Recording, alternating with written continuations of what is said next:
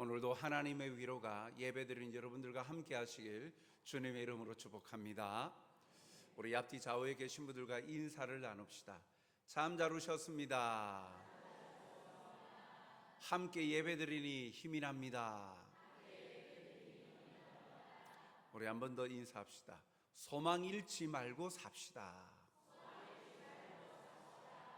아멘.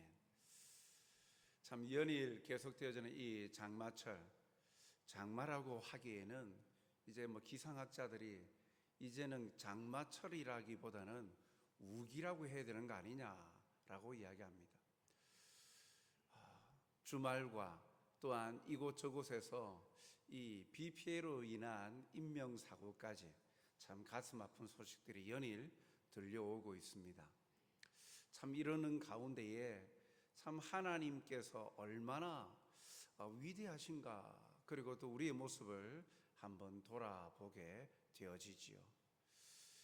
참으로 하나님께서 살아서 우리와 함께 하시는데 그 매 순간 하나님의 동행하심과 또한 전능하신 그 하나님의 행하심을 바라볼 때 참으로 우리 인간이라는 존재가 얼마나 하찮고 보잘것없는 존재인가. 과학이 아무리 발달해도 참 이러한 여러 가지 피해나 그런 상황들을 막을 수 있을 정도로 모든 것을 미연에 방지할 수 있는 그러한 과학적인 시스템이 아직 이루어지지 아니하고 그것을 어떻게 예측할 수도 없는 것을 보게 되어질 때 참으로 우리의 연약함을 보게 되어집니다. 오늘 우리는 이 무지개 언약의 증거입니다 라는 이 말씀을 통해서 다시 한번 그 하나님의 마음과 또한 우리가 가져야 될 그 생각과 자세들을 다시 한번 좀 새기는 시간이 되었으면 좋겠습니다. 오늘 말씀을 보면 이 노아 방주에서 나와서 이 노아와 노아의 가족들 또 함께한 모든 짐승들을 향하여 하나님이 언약을 맺으시는 사건으로 시작이 되어집니다. 하나님께서는 이 온 땅에 대홍수로 심판하셨습니다. 왜 하나님께서는 이 노아 방주를 통해 구원하시고자 하셨을까? 그 일들이 왜 있었을까? 왜 온 땅에 물이 가득하여서 심판을 받을 수밖에 없었을까 하는 것을 먼저 생각해 보면, 하나님은 온 땅에 죄가 가득하여 부패하되 생각까지도 악한 그런 심각한 부패의 상태에 놓여 있음을 발견하게 되죠. 창세기 6장 5절 말씀을 보니까 여호와께서 사람의 죄악이 세상에 가득함과 그의 마음으로 생각하는 모든 계획이 항상 악할 뿐임을 보시고, 노아 시대 사람들 이야기입니다. 노아가 살아가는 그 시대에 하나님이 보시니까 온 땅이 악하였다, 생각까지도 악하였다라고 말씀하시죠.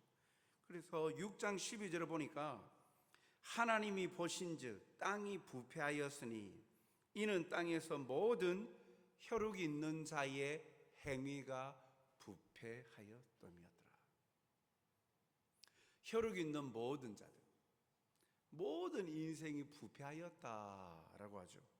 그래서 하나님은 심판을 결정하시고 모든 생물을 멸하십니다. 창세기 6장 7절 상반절 말씀을 보니까 이르시되 내가 창조한 사람을 내가 지면에서 쓸어버리되 사람으로부터 가축과 기는 것과 공중의 새까지 그리하리니. 6장 13절에 보니까 하나님이 노아에게 이르시되 모든 혈육이 있는 자의 포악함이 땅에 가득함으로 그 끝날이 내 앞에 이르렀으니 내가 그들을 땅과 함께 멸하리라. 회생의 회복의 기미가 보이지 않는 것이죠. 그래서 하나님은 다 멸절시키시고 새롭게 재창조하시듯 새롭게 시작하시겠다 다짐하시고 노아에게 말씀하신 것입니다. 그래서 그 방법은요, 멸절하는 방법은 홍수입니다. 6장 17절에 보니까 내가 홍수를 땅에 일으켜 무릇 생명의 기운이 있는 모든 육체를 천하에서 멸절하리니 땅에 있는 것들이 다 죽으리라. 하나님께서 대홍수로 말미암아 땅에 있는 모든 것을 다 멸절시키시겠다, 노아에게 이야기하십니다. 그러면서 이 홍수 예고를 하신 때가 노아가 480세 되던 해였죠. 그리고 노아에게 방주를 짓게 합니다. 그래서 방주를 짓고 이제 홍수가 시작되어진 시점이 노아가 600살 될 때예요. 120년 동안 방주를 짓고 120년 동안 하나님의 경고를 선포하였다라는 겁니다. 홍수로 온 땅을 심판하시고 새롭게 시작하심에 하나님이 이 오늘 노아와 함께 언약을 맺으시는 내용이 나오는데, 이 오늘 본문에 나와 있는 이 언약은요, 홍수 예고를 하시면서 이미 1년여 이전에 홍수 예고를 하시는 120여 년 전은 홍수 예고를 하시는 그때에 노아와 함께 하신 언약이기도 하죠. 창세기 6장 18절에서 20절의 내용을 보니까 그러나 너와는 내가 내 언약을 세우리니 너는 내 아들들과 내 아내와 내 며느리들과 함께 그 방주로 들어가고, 19절 혈육 있는 모든 생물을 너는 각기 암수 한 쌍씩 방주로 이끌어 들여 너와 함께 생명을 보존하게 하되, 20절 새가 그 종류대로 가축이 그 종류대로 땅에 기는 모든 것이 그 종류대로 각기 둘씩 내게로 나오리니 그 생명을 보존하게 하라. 하나님께서 홍수로 세상을 심판하시겠다 하시면서, 그러나 다 멸절시키지 않으시고 각기 그 종류대로 한 쌍씩 이 방주로 들어오게 합니다. 그래서 구원하여서 노아 홍수 사건 이후에 새롭게 시작하는 그 세상의 출발점의 씨로, 종자로 삼으시는 것이죠. 하나님은 온 세상을 심판하시되 노아의 가족과 혈육 있는 생물들을 종류대로 보존하게 하셨습니다. 요즘같이 장마철 많은 비, 폭우, 이렇게 하늘에 구멍이 뚫린 듯 쏟아붓는, 그래서 어제 한 지역에는 36시간 동안 500mm가 넘는 비가 역사이래 1000년에 한 번 있을까 말까 한 그러한 강수량을 보였다라고 이야기하는데, 노아 홍수로 세상을 뒤덮은 어떻게 되었습니까? 창세기 6장부터 쭉 읽어보면 40일 밤낮으로 비가 내렸다. 비뿐만이 아니라 땅이 터지고 깊은 샘의 물이 흘러납니다. 하늘에 있는 궁창에 물이 떨어졌다. 노아 홍수 이전에는 이 우주로부터 하는 방사선, 이 우주선을 막을 수 있도록 또 그런 궁창 위에 물, 이런 층이 있었는데 그 위에 물이 다 쏟아졌다라고 이야기합니다. 시간당 20mm, 30mm가 쏟아 부어도 얼마나 그것을 폭우라고 이야기하지 않습니까? 서울에 있는 강남이나 도시들 보십시오. 그 정도 용수량을 감당을 못하는 거 역류하죠. 시간당 100mm가 오면 이건 물폭탄도 이런 폭탄이 없을 것입니다. 그런데 40주야로 비가 내렸다 할 때 비 내리는 건 그냥 소낙비가 아니라 쏟아붓는 험악한 비예요. 시간당 얼마나 내려 부은지 모르지만 40일 동안 밤낮으로 비가 내렸다 생각해 보십시오. 이 장마철 계속 견디는 것도 힘든데, 거기에 그래서 40일 동안 지나고 110일 동안 150일 동안 온 땅이 물이 머물러 있었다. 가장 높은 봉우리보다도 15규빗이나 물이 더 높았다. 그러니까 약 한 6.8m, 7m 정도 그 봉우리보다도 더 높았다. 잠기지 아니하는 곳이 없었다. 그래서 다 세상을 심판하셨다라고 말씀합니다. 그 가운데에도 오늘 본문에 나와 있는 노아의 가족과 또 한 상씩 동물들이 보존이 되어졌어요. 그래서 홍수 이후에 1년여가 지났죠.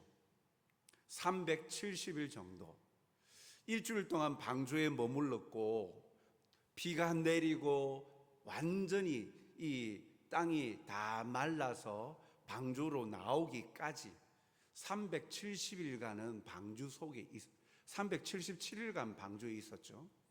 370일간의 시간 동안 비가 내리고 또 머물러 있고 마르고 했으니까 1년여 시간 동안 지난 다음에 드디어 노아 방주의 문이 열려서 이제 나왔을 때 하나님께서 다시 노아와 가족들에게, 동물들을 향하여서 오늘 언약을 세우시고 계시는 거죠. 오늘 본문의 9장 11절이 그 말씀입니다.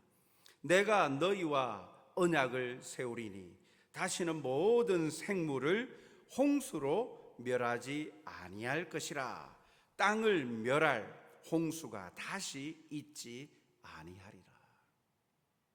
그 언약의 내용은 다시는 홍수로 온 세상을 멸망시키지 않겠다라는 겁니다.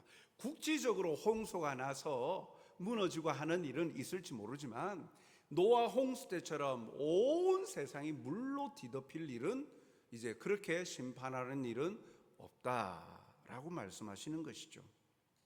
주님이 재림하신 날 최후의 심판이 올 것이지만, 그러나 물로서는 온 땅을 심판하지 않으시겠다. 그래서 내 언약을 세우겠다라고 말씀하시는 거예요. 사랑하는 성도 여러분, 언약을 세우시는 하나님의 모습 속에서 우리는 오히려 하나님의 사랑을 발견하게 됩니다. 왜요? 하나님께서 굳이 약속하지 않으시고 세상을 심판하시고 새롭게 하시면 안 됩니까?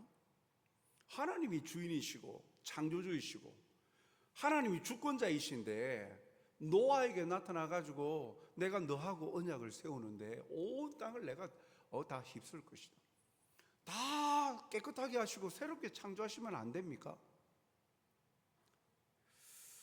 그럼에도 불구하고 하나님이 오히려 먼저 나서서 언약을 맺으십니다. 창세기 9장 9절 상반절에 보니까 내가 내 언약의 주체가 하나님이죠. 나의 언약, 내가 세우는 언약, 누구와? 오늘 본문에 보면 누구 사이에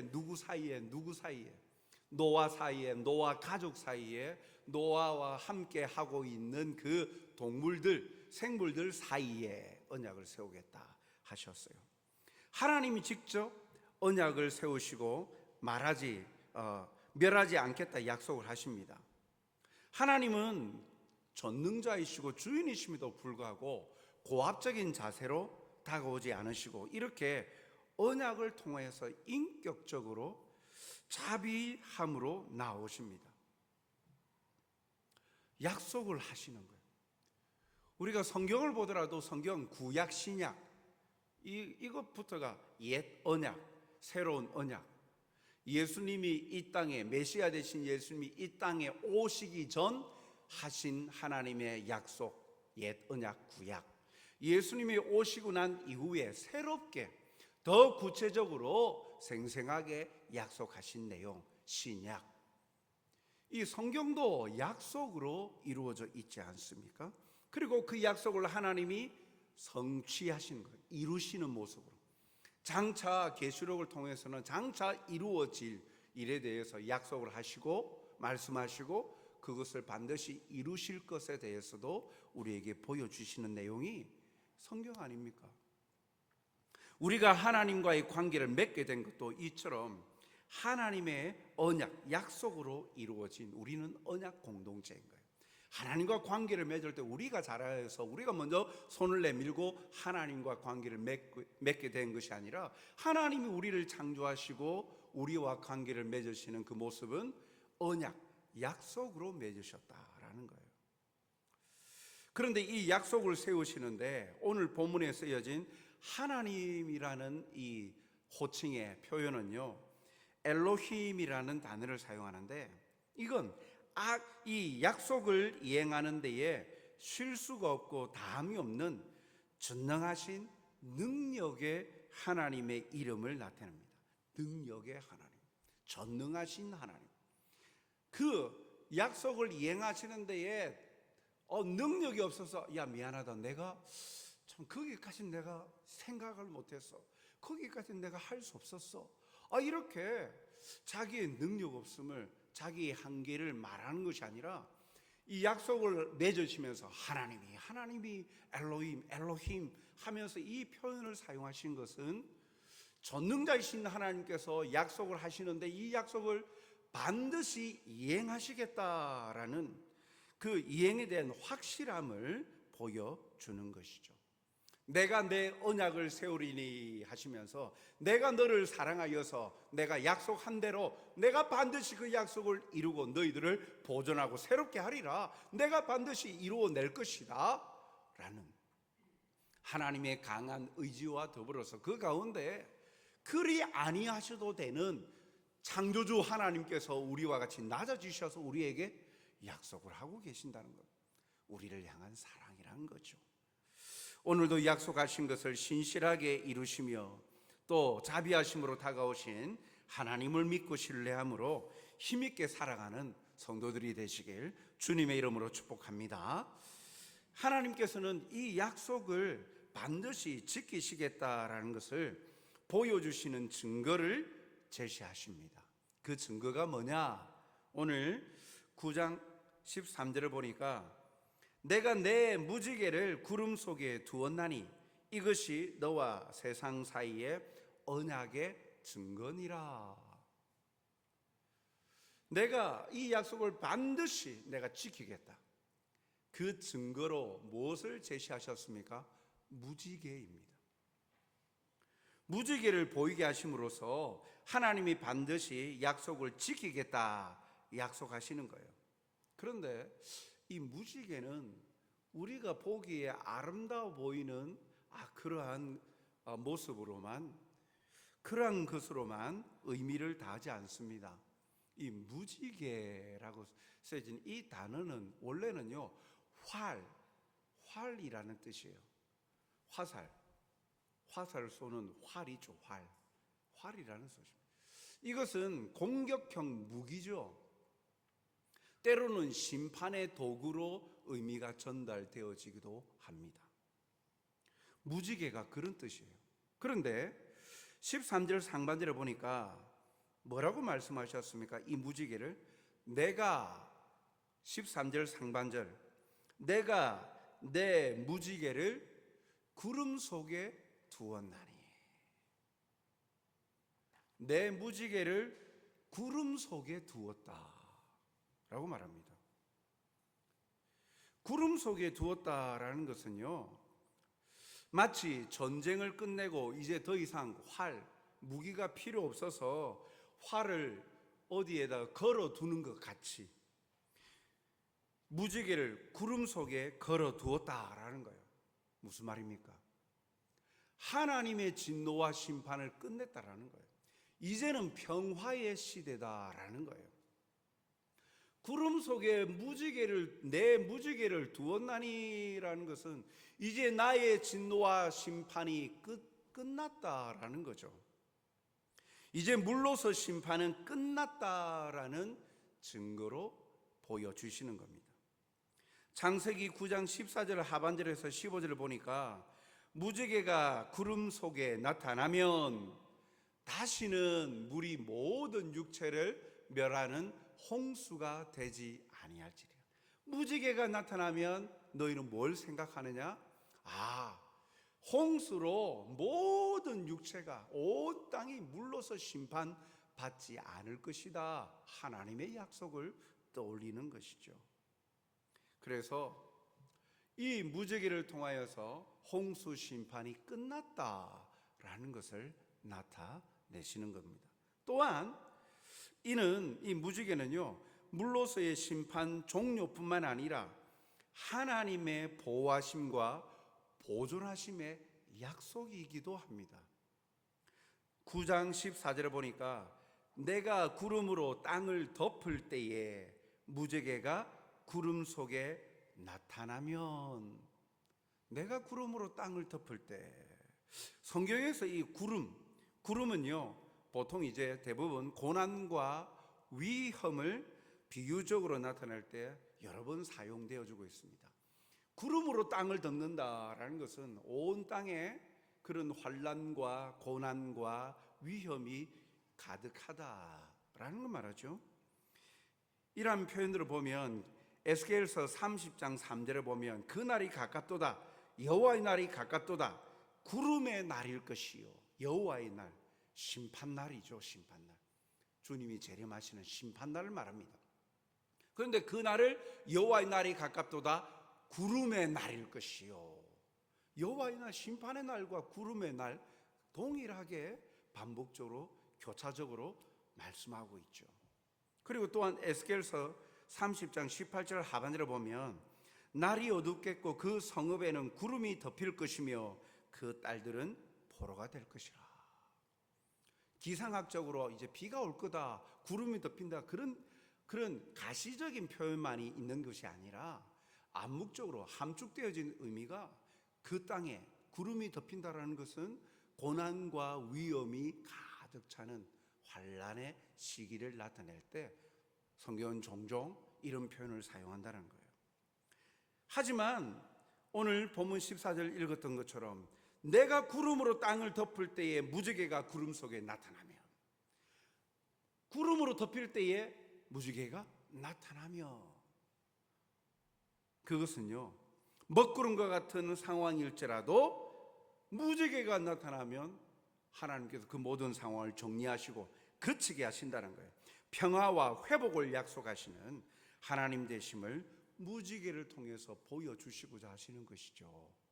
즉 그냥 단순히 이제 앞으로 물러서 심판하지 않겠다 라고만 말씀하시는 것으로 끝나는 것이 아니라, 그 상황 가운데 무지개를 볼 때마다 고난과 역경의 순간에도 하나님의 무지개, 내 무지개가 나타나면 그 모든 것이 다 끝나게 하신다라는 하나님의 사랑과 보존하심의 약속이 여기에 담겨 있는 거예요. 사랑하는 성도 여러분, 그렇게 성도는요 고난과 핍박 가운데에서도 소망을 잃지 않고 살아갈 용기를 얻게 되는 것입니다. 오늘도 우리는 하늘의 무지개를 볼 때마다 잘 보지 못하는 것을 보아서 마냥 좋아하는 것으로 끝내기보다 이 사실을 기억하는 거예요. 하나님이 다시는 온 세상을 물러서 심판하지는 않으시는구나. 그리고 모든 상황 속에서 어려운 상황에 놓일지라도 하나님의 무지개, 내 무지개를 나타나면 하나님께서 함께 하시는구나, 함께 하셔서 나를 지키시고 그들의 생명을 보존하신 것처럼 나의 생명과 삶을 지켜주신다 약속하시는구나. 그것을 떠올리고 기억하고 다시 용기를 얻고 살아가는 성도들이 되시길 주님의 이름으로 축복합니다. 우리가 무지개를 보고 하나님의 뜻과 의지를 발견함으로 감사하는 데 있어서 오늘 본문에는 또 다른 표현이 또 나옵니다. 또 주목해야 될 표현은 뭐냐면, 하나님께서 자신을 위하여서도 이 무지개를 언약 이행을 기억나게 하는 도구로 삼으셨다는 거예요. 단순히 사람들에게 무지개를 보이시면서 사람들에게 이걸 기억해 하신 것이 아니라 16절 보니까 무지개가 구름 사이에 있으리니 내가 보고 영원한 언약을 기억하리라. 오늘 본문을 보니까 사람이 보고 기억할지라 라고 하지 않으시고 16절에 보니까 하나님께서 그 무지개를 보고 하나님께서 세우신 영원한 언약을 기억하겠다라고 하시는 거예요. 특이하게도 하나님께서도 보고 기억하시려고 무지개를 두셨다라고 말씀하시는 거예요. 하나님이 건망증이 있으신 분이십니까? 하나님은 부족함이 없으신 완전하신 분이시에요. 굳이 하나님께서 무지개를 보면서 그렇지, 내가 그 언약을 세웠지, 그래, 내가 지켜야지. 하나님이 그런 용도로 무지개를 쓰셨다라고 말씀하십니까? 아닙니다. 전적으로 이것은 하나님께서 보고 기억하리라, 내가 보고 기억하리라 하셨지만 그 중심은 바로 우리 인생들을 향한, 백성들을 향한 하나님의 마음인 거예요. 하나님께서 잊지 않으시고 반드시 이루시겠다는 확신을 우리에게 주시고자 하는 표현이에요. 야, 너희만 지키라고 하는 것이 아니라, 너희만 보고 기억해라는 것이 아니라, 나도 내가 보고 있으마, 나도 늘 항상 기억하고 있으마, 그러면서 우리의 마음을 어루만져 주고 계시는 거예요. 하나님의 세밀하신 이 관심과 자상하신 하나님의 인자하신 사랑이 엿보이는 부분이 바로 이 부분이에요. 16절. 무지개는 언약의 증거를 넘어 그 이면에는 우리를 향하신 하나님의 세심한 배려와 사랑이 담겨 있어요. 이 얼마나 놀라우신 은혜입니까? 보통 계약을 맺고 약속하는 경우는요, 서로에게 이득이 되고 필요할 경우가 다반사 아닙니까? 약속을 맺을 때는요, 상대방이 서로 얻는 게 있을 때, 그리고 얻고자 하는 것이 있을 때 약속하는 것 아닙니까? 계약서를 체결할 때도 마찬가지 아닙니까? 그리고 더 절실한 쪽이 요청하고 그것을 이행하겠다고 안 합니까? 은행에 대출을 하거나 뭔가 계약을 하고 맺을 때 더 절실한 쪽이 계약을 요구하지, 아무것도 필요 없는 사람 굳이 계약 맺을 필요가 뭐 있습니까? 요청할 필요도 없지요.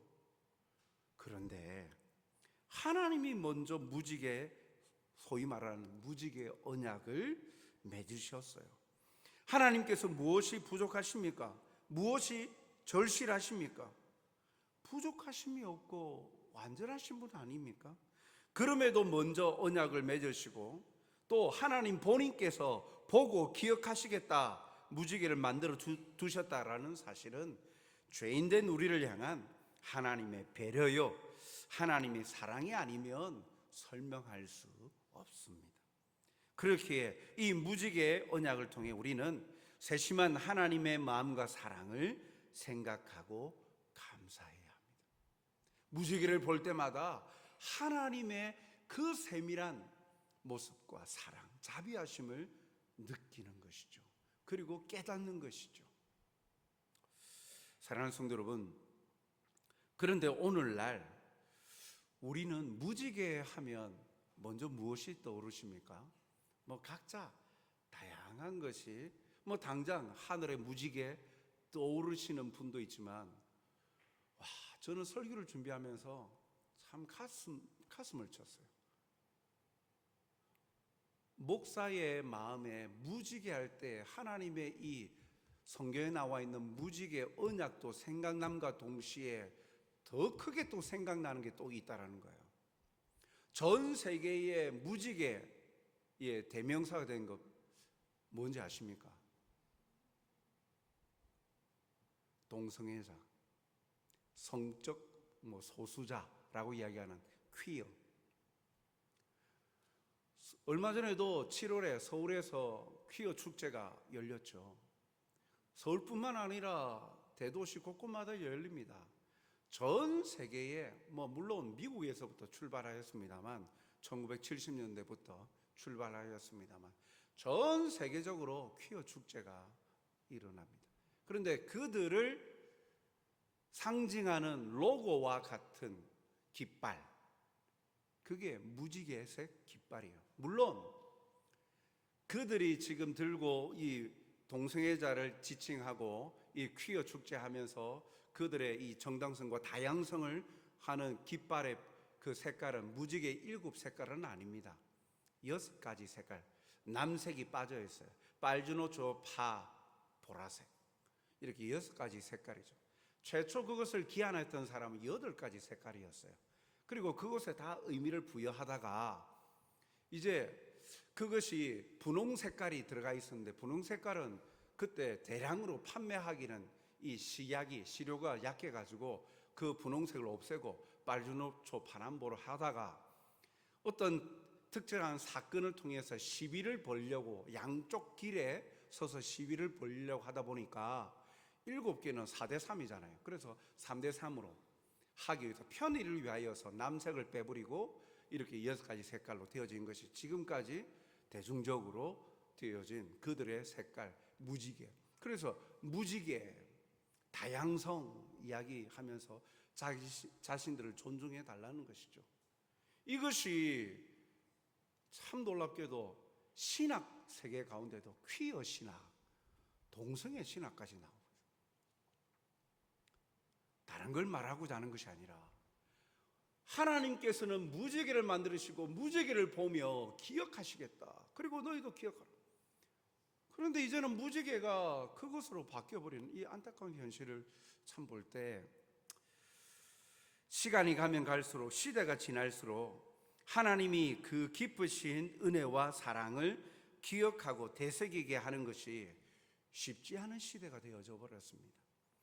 문화적인 요소와 사상적인 도전 등으로 인해서 현재를 담아내는 정서나 트렌드라는 그런 유행이라는 이름으로 왜곡시키거나 점점 더 사라지게 하는 요소들이 많아지고 있다는 거예요. 무지개 하면, 우리 성도들에게 있어서 무지개 하면 하나님의 그 은혜, 사랑, 이것을 생각하면서 감사하고 떠올리고 해야 되는데, 우리 주위를 에워싸고 있는 환경으로 인해서 이게 분산되어져 버리고 오히려 이것이 퇴색되어져 버리고 그들의 모습들에서 더 강력하게 남게끔 만들어 버리는, 이것뿐만 아니라 우리를 에워싸고 있는 환경에 하나님을 묵상하고 하나님의 그 은혜를 우리의 것으로 만들어가는 일들을 와해시키고 왜곡시키고 희석시켜버리는 요소들이 얼마나 많아지는 세대에 우리가 살아가고 있습니까? 무지개 언약은 홍수 이후에 다시는 물로서 온 세상을 멸절하지 않으시겠다는 하나님의 뜻이요, 새로운 세상을 이루어가고자 하시는 하나님의 의지이십니다. 그렇기에 우리는 무지개를 볼 때마다 기억할 것은 오늘도 잊지 아니하고 언약을 지켜가시는 신실하신 하나님의 모습과 그 사랑의 마음을 깨닫게 되어지는 것입니다. 구름이 온 땅을 덮은 것 같은 위기와 고통의 순간에도 구름 속에 무지개를 두신 것처럼 반드시 우리를 고통의 자리에서 벗어나게 하시고 지키게 하시는 하나님을 의지하고 기억하고 신뢰하는 성도들이 되시길 바랍니다.